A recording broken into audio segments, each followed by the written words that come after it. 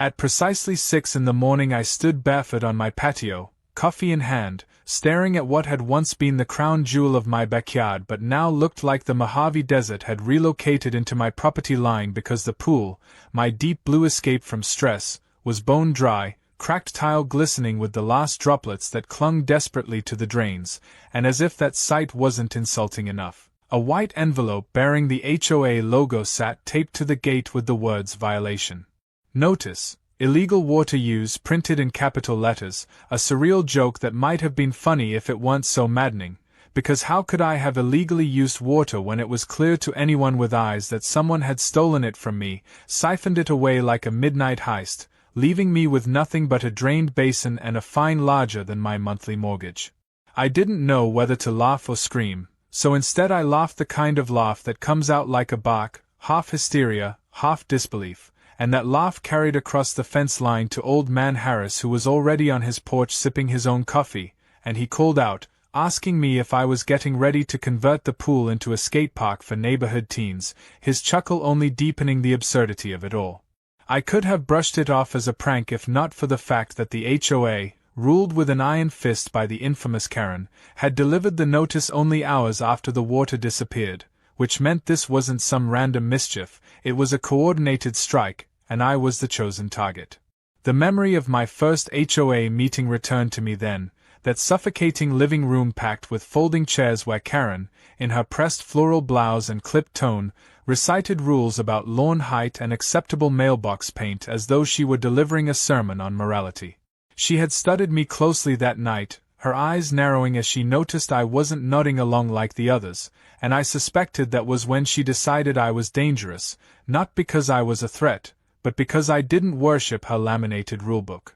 Now, standing over the empty shell of my pool, I understood this was her opening salvo, a demonstration of power meant to humble me before the neighborhood, but instead of fear I felt the simmer of defiance. I bent down, tracing the damp concrete with my finger, and noticed a subtle trail leading out toward the fence, a faint wet line like breadcrumbs pointing me toward the truth. Someone had attached a hose to my system, bled the water out overnight, and redirected it somewhere it wasn't supposed to go. My stomach tightened, because while the water was gone, the fight had just started. Later that morning I dragged the envelope inside and tore it open. The fine wasn't small. Karen had accused me of overusing water in violation of city drought restrictions, claiming she had reports from neighbors who saw my pool being refilled at night. It was genius in its corruption. Punish me for something she orchestrated. I walked around my kitchen, letter in hand, trying to process just how far someone would go to enforce control. There was humor in it, dark humor, like living in a sitcom where the villain never loses but is somehow still allowed to run the neighborhood. My phone buzzed and it was a text from Janet across the street, a woman who always walked her little dog past my place in the evenings. "Did you hear what happened? Karen told the board you were secretly running a water park business from your pool." I dropped into a chair, stunned. Not only was I accused of draining and refilling, now I was accused of running a side hustle where kids supposedly snuck into my yard, splashed around, and I charged admission. The ridiculousness almost made me smile, but the sting of reputation being shredded so quickly was real, and I realized if I didn't fight back now, I'd become the neighborhood punchline. By noon I was at the HOA office, a converted garage at Karen's house that she called headquarters, demanding an explanation. She greeted me with that condescending smile, tilting her head as if I were a child who didn't understand why stealing cookies had consequences. "Rules are rules," she said, sliding a laminated copy of the drought ordinance across the table. I pointed out that my pool was empty, that if anything I had less water than anyone else, but she tapped her pen against her notepad and whispered loud enough for others in the room to hear, "Denial is the first sign of guilt." There was laughter from 2 board members, sycophants who lived to stay in her good graces. My temper flared but I forced it down, telling myself that anger was her weapon, and if I gave her the spectacle she wanted, she'd use it against me. Instead I leaned forward, smiled, and told her calmly, "Funny thing about water, Karen. It leaves trails." For a moment her smile faltered, just enough to confirm my suspicion that she knew exactly what had happened. When I returned home, I started looking closer. The wet trail near my fence was gone, but I checked the storm drains and found faint puddles that shouldn't have been there, like someone had hastily rerouted thousands of gallons. That amount of water didn't just vanish without consequence. Someone somewhere had received an unintended flood, and I intended to find them. As I circled my property, I caught sight of Harris again, leaning on his cane at the edge of his yard. He lowered his voice and muttered, "You didn't hear this from me, but I saw a truck parked by the HOA maintenance shed around midnight. Big pump in the back." My pulse quickened. That shed was under Karen's control, supposedly storing landscaping tools and hoses. Now the pieces started clicking into place. She hadn't just drained my pool to humiliate me, she'd used the HOA's own equipment to do it. The absurdity of my situation continued to grow. That evening, as I prepared dinner, I overheard laughter from my driveway. A group of teenagers on bikes were daring each other to ride down into my empty pool bowl like it was a skate park. One kid shouted, "Coolest pool ever, man," and I had to shoo them away before one broke his neck and I ended up with another violation notice. I sat down at the table, exhausted, but strangely exhilarated. My life had taken a bizarre turn into a mix of comedy and nightmare, but the hook was set. Karen had made her move, and in doing so, she'd underestimated how much fight I had left in me. That night I couldn't sleep. I kept picturing Karen smiling across the table, savoring her victory. But what she didn't know was that I had a talent for patience, for letting people hang themselves with the rope they thought they were using to strangle me. My mind spun with strategies, cameras, witnesses, documentation. If she wanted to turn this into a war, I would make sure every absurd violation and every dirty trick became evidence stacked against her. And though the idea of taking her down thrilled me, there was something almost comedic in the thought that this entire battle was starting over water. Water, the simplest, most essential resource, now twisted into a weapon of control. It wasn't just about the pool anymore. It was about whether one petty tyrant could dictate how we lived our lives. The morning after the empty pool debacle, I woke up determined to do something more than stew in my frustration because the letter on my counter and the echo of Karen's smug voice from the HOA office wouldn't leave my head, and I realized that if I didn't take immediate steps to prove my innocence, I would end up buried under more fines and gossip until my reputation in the neighborhood was nothing more than a cautionary tale about what happens when you cross the queen of the HOA. I started by retracing the trail of water that I had noticed the day before, checking every gutter and patch of dirt that might have been disturbed. The grass on the common greenbelt looked unnaturally lush compared to the rest of the drought-stricken lawns, and that was my first real clue. While the rest of us were rationing water, Karen's beloved HOA-maintained strip looked like a miniature golf course imported from Scotland. The irony was delicious, but it also confirmed my suspicion that the missing water from my pool had been redirected to keep her precious greenbelt looking pristine. It was both ridiculous and infuriating. I pulled out my phone, took a series of photos, and marked the time and date, deciding that everything from here on out had to be documented because evidence was my best weapon. Later in the day I spoke with Harris again, careful not to draw too much attention. He leaned on his cane and whispered that he'd seen HOA workers moving hoses late at night. It didn't take much imagination to figure out who had given the order. The workers might have thought they were simply following instructions, not realizing they were draining my pool to water the grass. I laughed under my breath because the entire scheme was so absurd it bordered on comedy. Karen had literally robbed one homeowner of his water to keep her patch of turf greener than everyone else's and then fined me for the crime she committed. But if she thought this was the end of the fight, she was wrong, because I wasn't about to let her turn me into the villain. I started compiling every ridiculous notice I had ever received from the HOA, the one where she claimed my mailbox was too reflective and could blind drivers, the one where she said my lawn furniture clashed with the neighborhood aesthetic, even the one where she accused me of placing my trash bin out 12 minutes too early. Individually they were petty, but together they painted a picture of systematic harassment, and I intended to use them. By midday another violation letter arrived, hand-delivered this time, and it accused me of encouraging unsafe recreational activity, because apparently Karen had heard about the teenagers daring each other to ride their bikes into my drained pool. The goal of it nearly made me choke. She had drained my pool, left me with a hazard, and then fined me again for the consequences of her own sabotage. I imagined her in her office, scribbling notes with glee, practically salivating at the thought of bankrupting me through stacked fines. But I also imagined her smugness cracking when the truth came out, and that thought gave me fuel. I decided to pay a visit to the HOA maintenance shed that evening. When dusk settled, I walked the perimeter of the greenbelt until I found the shed, an unassuming structure with a padlock on the front. I listened for movement, and when the coast was clear I crouched down and examined the ground. The soil was still damp, and faint grooves from tires suggested a truck had been backed up here recently. I pictured the pump Harris had mentioned, and suddenly the whole operation seemed less like an HOA project and more like an old-fashioned heist movie. I laughed softly to myself at the absurdity of crawling around in the dark investigating a neighborhood mystery, but there was something thrilling about it too. My quiet suburban life had been hijacked into a war of wits, and if Karen wanted drama, she was about to get a front-row seat. Back at home I decided it was time to test her with a little provocation.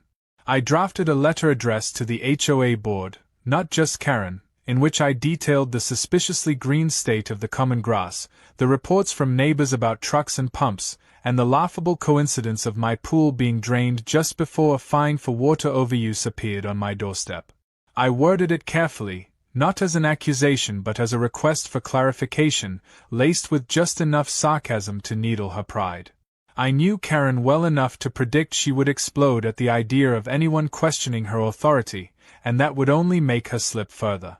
The next morning the entire neighborhood had already heard about the letter because Karen wasted no time in twisting it into evidence of my unhinged hostility. At least that's how Janet described it when she came by with her dog. She rolled her eyes and said everyone was buzzing about how I accused the HOA of stealing water. But then she leaned closer and whispered, "Don't worry, people are starting to doubt her too. Nobody believes the lawn looks that green naturally." That tiny shred of hope was enough. If I could sow doubt in her narrative, she would eventually lose control. But Karen wasn't backing down. That afternoon she showed up in my driveway with 2 board members in tow and read aloud a new violation notice accusing me of creating a hostile environment, because apparently my sarcastic letter had emotionally distressed her. The drama was so overblown I nearly laughed in her face, but instead I stood there nodding, feigning concern, while secretly recording the entire exchange on my phone. At one point she slipped and mentioned the HOA maintenance crew by name in connection with water redistribution, a detail she hadn't meant to reveal, and I made sure that part was crystal clear on the recording. That single slip could become the rope I needed to hang her with her own words. That evening, when the sun dipped low and the greenbelt shimmered unnaturally bright, I sat on my porch and watched neighbors walking by, some avoiding eye contact, others shooting me quick sympathetic glances. The divide was forming, just as it always does in conflicts like these. Some people were too afraid of Karen to side with me, but others were quietly rooting for me, waiting for someone to stand up to her reign of petty terror. I realized then that this wasn't just my battle anymore. Every ridiculous fine and fabricated violation she threw at me was a reflection of the way she had bullied everyone else. My pool was just the spark that lit the fire. The comedy of it all reached new heights when another letter arrived that night, this one accusing me of operating an unauthorized water feature because the rain barrel in my backyard apparently constituted a violation of some obscure rule. I laughed so hard my stomach hurt, imagining her poring over old documents searching for loopholes just to pile on more accusations. But behind the humor there was tension, because each fine carried real financial weight, and I knew if I didn't turn the tide soon she might actually succeed in drowning me in debt. That was the real high-stakes edge of this absurd conflict. She wasn't just embarrassing me, she was threatening my home, my stability, my peace of mind.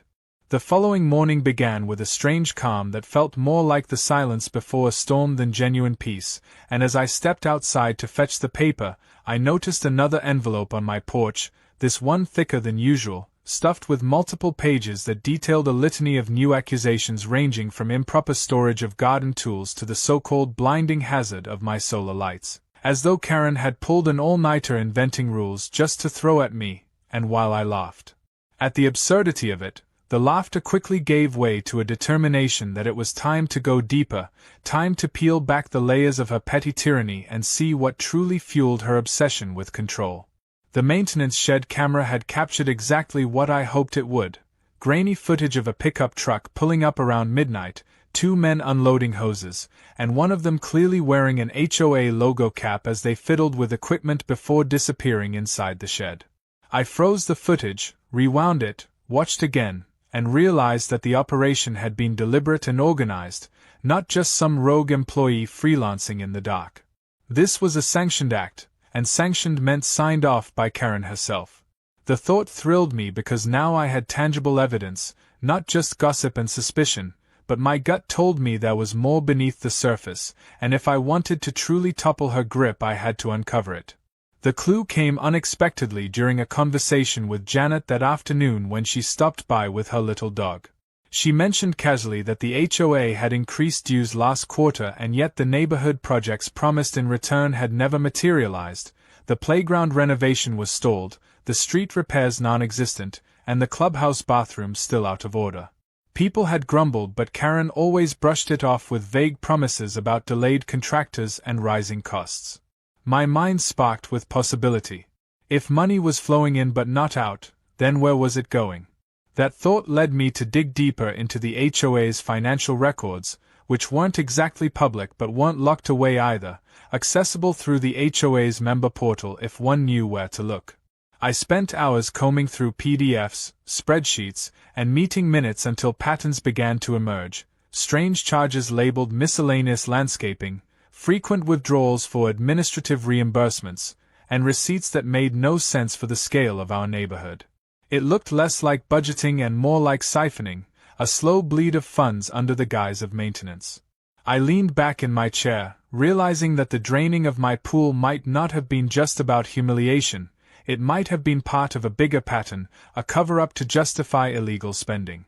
Fueled by this new lead, I reached out to Harris, who had lived in the neighborhood longer than anyone. He invited me into his cluttered den where old files and boxes were stacked against the walls.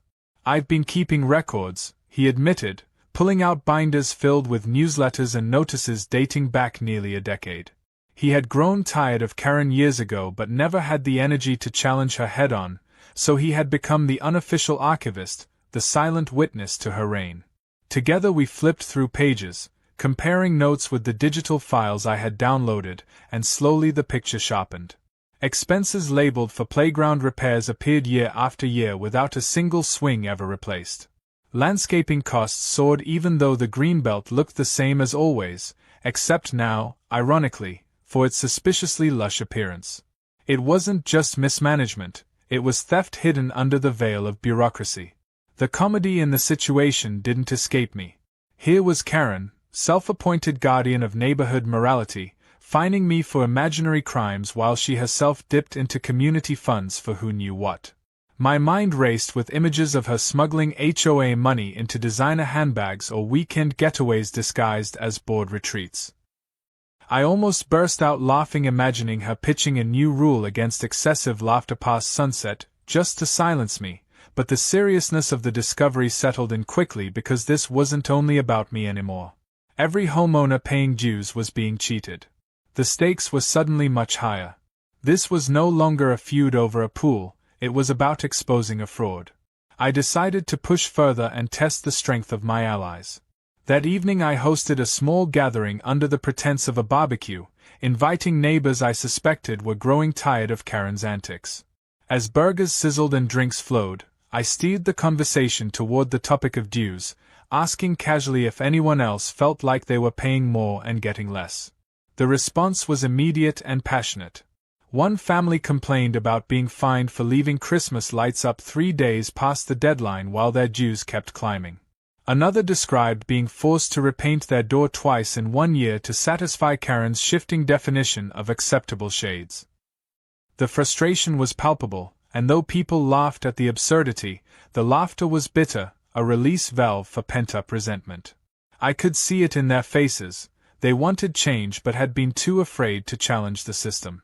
The turning point of the evening came when Harris shuffled over with one of his binders and laid it on the picnic table. He opened to a page showing old photos of the playground, unchanged for nearly a decade, side by side with budget records showing thousands spent on upgrades.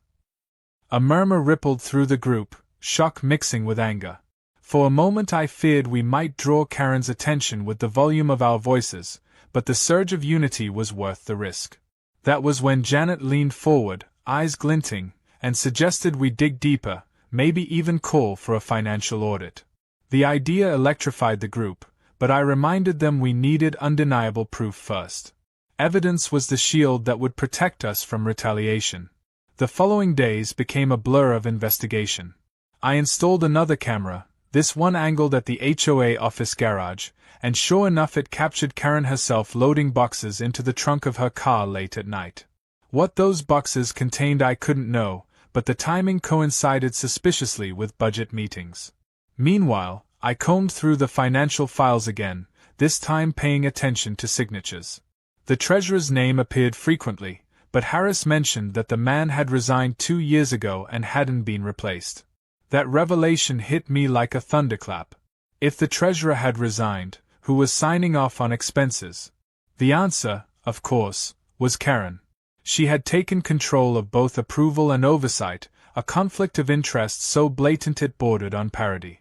The day after I finished compiling my growing dossier of evidence, the neighborhood seemed to hum with a different kind of energy, the kind that happens when whispers spread faster than leaves in the wind, because everyone knew something was brewing even if they couldn't quite put their finger on it.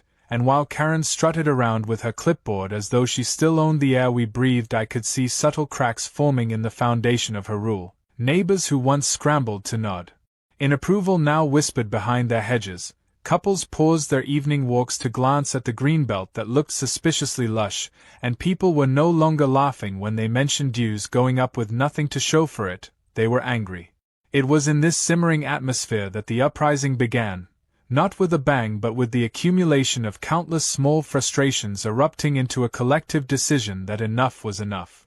Karen, perhaps sensing the shifting tide, unleashed her most absurd campaign yet, mailing out violation notices en masse that fined people for everything from mismatched flower pots to leaving wind chimes hanging too long, and in her zeal she overplayed her hand because when you fine half the neighborhood at once you force them into solidarity instead of isolation. And suddenly it wasn't just me standing alone against her but a growing chorus of fed-up homeowners who were tired of the tyranny of one woman and her stack of laminated rules. The absurdity of it all reached a fever pitch when one neighbor, a quiet accountant named Mark who had always avoided conflict, was fined for having his garbage bin an inch too far from the curb. He showed up at my door red-faced, violation letter in hand, muttering that he was done being pushed around, and within minutes we were sitting at my kitchen table as he explained that he had also grown suspicious of the HOA finances. He pulled out his laptop and showed me spreadsheets he had quietly built, cross-referencing dues with reported expenses, and what he revealed dovetailed perfectly with what I had already uncovered. Together we realized that Karen hadn't just been creative with landscaping costs, she had been dipping into nearly every budget category, disguising personal purchases as community expenditures. The accountant's calm voice turned fierce as he declared he was ready to testify if it came to that, and I realized then that Karen's reign wasn't just cracking, it was splintering. Meanwhile, the neighborhood itself began to resist in humorous and creative ways. Some families started mocking Karen's rules by following them so literally they turned into satire, like the Johnsons who painted their entire front yard fence the exact shade of beige listed in the bylaws, then posted swatches on every panel just to prove compliance, or the Sanchez family who set their trash bins out precisely at the designated minute, standing in their driveway with stopwatches and cheering as though it were a sporting event. The ridiculousness spread like wildfire, neighbors laughing together at the spectacle while Karen fumed, sending out letters that only made her look more absurd. It was the first time in years that the community felt united, not under fear but under shared mockery of the dictator who had drained my pool and thought she could drain our spirits too. Of course Karen did not take this rebellion lightly. She escalated her attacks on me personally, calling city inspectors to report fabricated code violations, claiming I was running an unauthorized business from my home, even alleging that my backyard barbecue had caused a fire hazard despite the fact that it was attended peacefully by half the block. Inspectors came and went, often rolling their eyes as they explained that the complaints were baseless, but the harassment took its toll. Each knock on the door carried the tension of not knowing whether it was a friendly neighbor or another arm of Karen's campaign. Yet even as she tried to isolate me, the opposite was happening. Each false accusation pushed more neighbors to my side, each petty strike reminded them that if she could do it to me, she could do it to anyone, and that realization bonded us together stronger than any barbecue or block party ever could. The turning point came during an HOA meeting held in Karen's living room, where she attempted to scold the neighborhood for what she called a dangerous culture of defiance. The air was thick with tension as she rattled off fines and threatened foreclosures, but when Harris stood up from the back of the room and, with a trembling hand, held up one of his binders filled with years of records, the room shifted. He began speaking in his raspy voice about all the years he had watched funds vanish, all the improvements promised but never delivered, and though his words were simple they carried the weight of truth. The room buzzed with murmurs, people nodding, others demanding answers. Karen tried to regain control, pounding her gavel and insisting the discussion was off-topic, but the dam had cracked, and the flood was pouring through. For the first time the neighbors weren't afraid to speak up. Janet called out about the playground, Mark demanded financial transparency, even the timid Jenkins family muttered complaints about repainting their shutters 3 times in a single year. Karen's face flushed crimson as she realized she no longer had an obedient audience but a crowd on the verge of revolt. After that night the battle escalated into something much larger than a feud between me and Karen. It became a war for the soul of the neighborhood, and though it was dressed in the humor of ridiculous violation letters and the drama of heated meetings, the stakes were no less real. Karen pushed harder, threatening lawsuits, while I and my allies doubled down, gathering more evidence and preparing to expose her not only to the neighborhood but to the authorities if necessary. The tension was thrilling, like living inside a drama where every interaction carried hidden layers. Neighbors began secretly slipping me notes of support, others volunteered to help dig through records, and slowly the dossier I had started to build grew thicker, more damning, until it was no longer just my case but the collective story of a neighborhood tired of being ruled through fear. Still, there were moments of comedy that lightened the struggle. One evening I returned home to find a giant inflatable pool toy, a pink flamingo, placed in the center of my empty pool by some prankster neighbors, a cheeky reminder of what Karen had taken from me but also a symbol of solidarity, because beneath the laughter it said, "We're with you." Another day, children chalked slogans like "freedom from fines" across the sidewalks, their colorful drawings both playful and rebellious. Karen stormed through the neighborhood with her clipboard, snapping photos and threatening punishments, but the more she huffed, the less power her threats carried.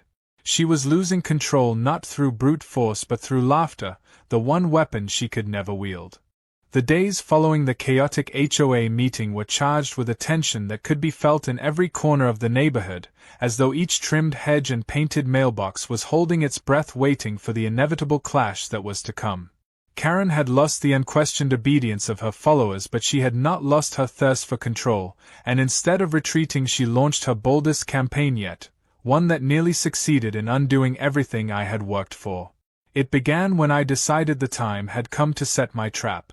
I had gathered enough evidence of her corruption, enough footage of late-night equipment use, enough financial discrepancies, enough testimony from neighbors who had been harassed and fined unjustly, and I knew the most powerful place to expose it would be at the next board meeting where she expected silence and submission. I walked into that meeting with my phone ready to play recordings, my folder thick with documents, and my mind already rehearsing the moment I would lay out the truth for everyone to hear. For a brief moment it felt like victory was within reach, but then Karen revealed that she had prepared her own trap. As I presented the evidence of water theft, showing footage of the HOA workers draining my pool and redirecting it into the greenbelt, Karen remained calm, her lips curling into that familiar smug smile. She didn't interrupt, she didn't lash out, she simply let me finish, and then, with a theatrical flourish, she pulled out a stack of papers of her own. They were falsified maintenance logs, doctored invoices, and even more damning, a set of photos that appeared to show me at night with a hose running into the greenbelt. Gasps echoed around the room as she passed the photos around, declaring